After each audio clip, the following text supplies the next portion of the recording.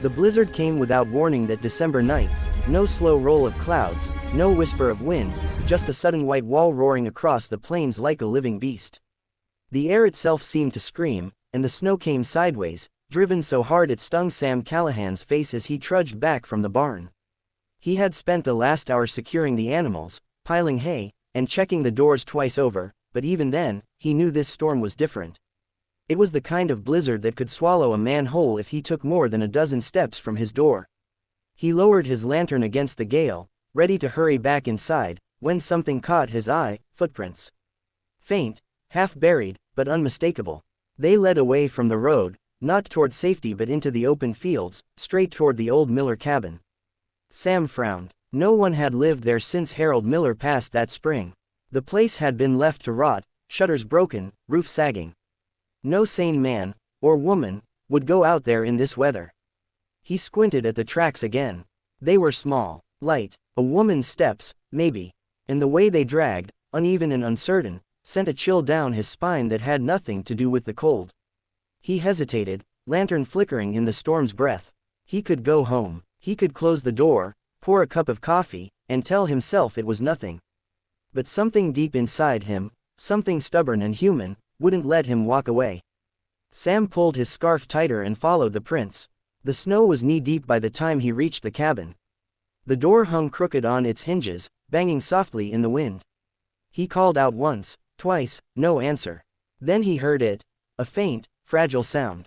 Not a cry exactly, but the smallest whimper, like an animal cornered or a child too weak to call for help. He pushed the door open and stepped inside. The place was dark except for the weak light of his lantern. Dust and cobwebs clung to the rafters, but near the corner, he saw a small figure crouched on the floor. A woman. She was huddled beneath a thin shawl, her dress soaked through, her fingers blue. Her hair, tangled with ice, clung to her face as she shivered violently, staring at him with wide, terrified eyes. "Ma'am," Sam said softly, kneeling beside her. "You'll freeze to death out here." She tried to pull away, mumbling something he couldn't understand. Her accent was thick, her words broken. "No, no man, I wait. My husband, Miller." The name hit Sam like a hammer. Miller. Harold Miller, who'd died months ago. The pieces fell together in an instant. He had heard about men ordering brides through the post, women from Europe promised a new life in America. Harold had been one of them, though no one in town ever saw the woman arrive. Folks figured the letter never reached her. But here she was, sitting in the wreck of his cabin, still waiting. Sam didn't waste another moment. He wrapped his heavy wool coat around her and scooped her up in his arms. She was frighteningly light, more bone than flesh, and her body was cold as stone. "Hold on," he muttered. "We're getting you warm." The ride back to his cabin felt endless. Snow lashed his face, and the horse struggled through drifts, but Sam clung to her, shielding her from the wind. When they finally reached home, he kicked the door shut behind him and carried her straight to the fireplace.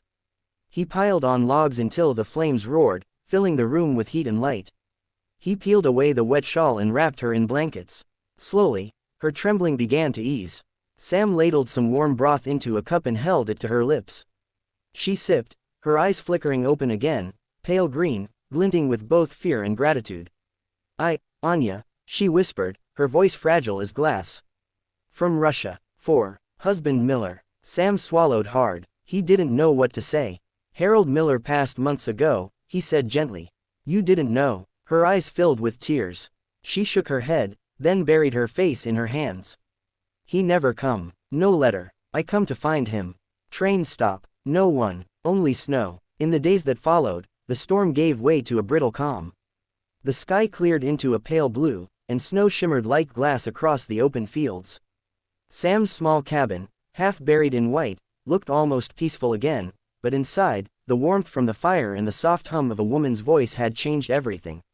Anya recovered slowly. Her hands, once stiff from frostbite, began to move with grace again. She insisted on helping, though Sam told her she needed to rest. He'd come in from chopping wood to find her sweeping the floor or peeling potatoes, her long hair now clean and braided neatly down her back. She was quiet, careful in her movements, and always seemed to be listening, as if trying to understand not just his words, but his life. One evening, as the wind moaned outside, she sat by the fire and mended one of his shirts. Sam pretended to read but found himself watching her instead. The needle moved with delicate precision, her lips curving slightly as she worked. "You sew like you've done it all your life," he said finally. She looked up and smiled faintly.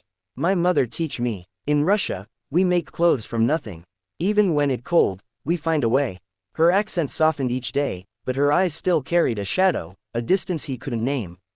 Sam didn't push her to talk about it. He'd learned that silence, in its own way, could be healing too.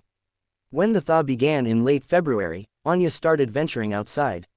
The first time she stepped into the sun, she closed her eyes and tilted her face to the light like she was greeting an old friend. Sam stood on the porch, watching her boots sink slightly into the melting snow.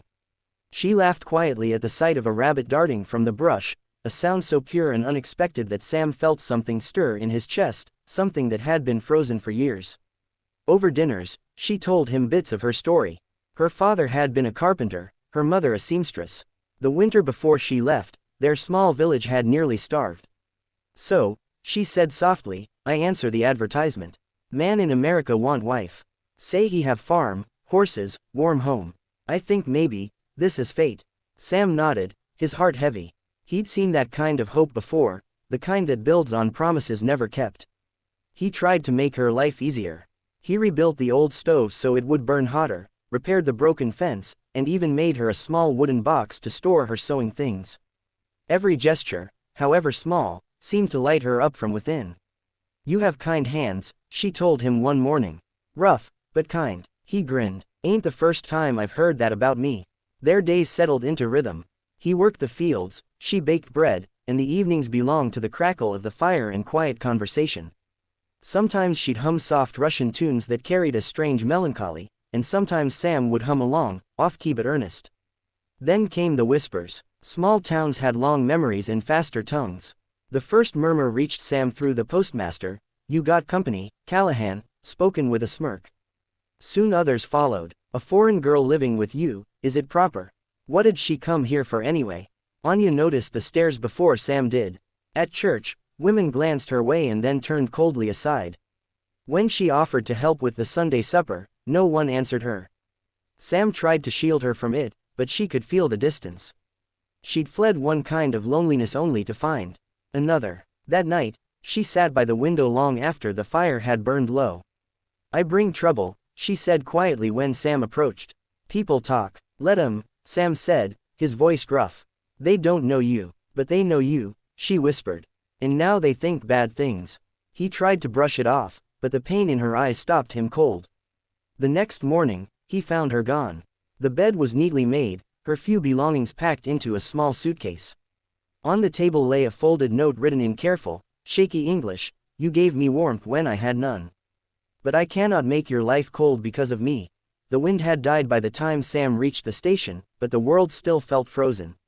The small building stood lonely against the gray horizon, its roof dusted with snow, the tracks stretching into an empty distance that seemed to swallow sound and hope alike. He tied his horse near the hitching post and scanned the platform. For a moment, he feared he'd been too late, that she'd already boarded a train and disappeared into another kind of winter. Then he saw her. Anya stood near the far end of the platform, a small figure wrapped in a thin coat, her suitcase at her feet. She wasn't crying, not exactly, but her face was pale and tight, her eyes fixed on the tracks as if she could will them to carry her away.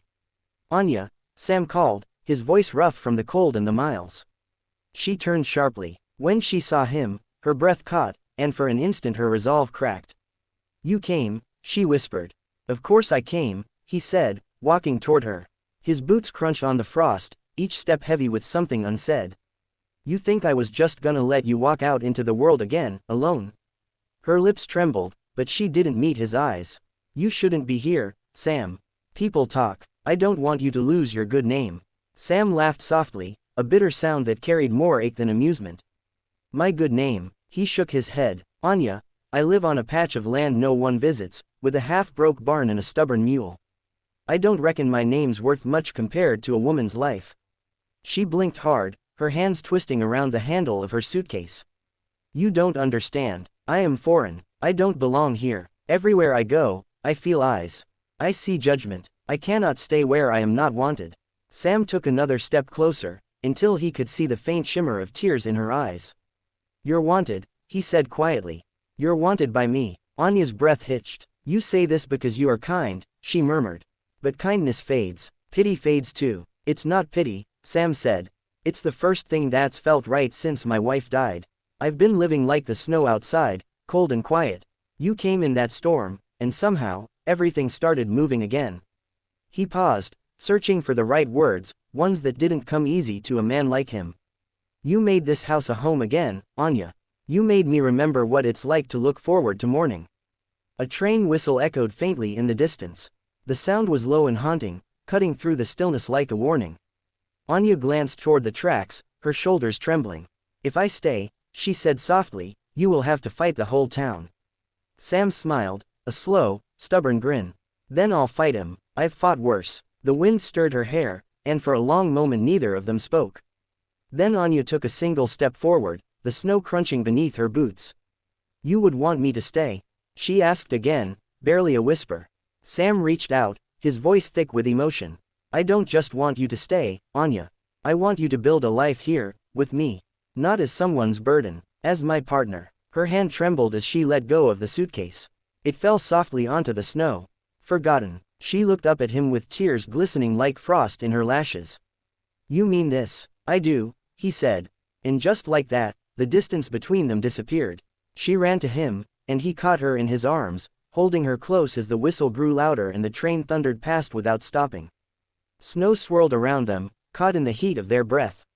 They stayed that way for a long time, as if the world had narrowed down to that one moment, two souls who had lost everything and somehow found each other in the ruins of their separate dreams.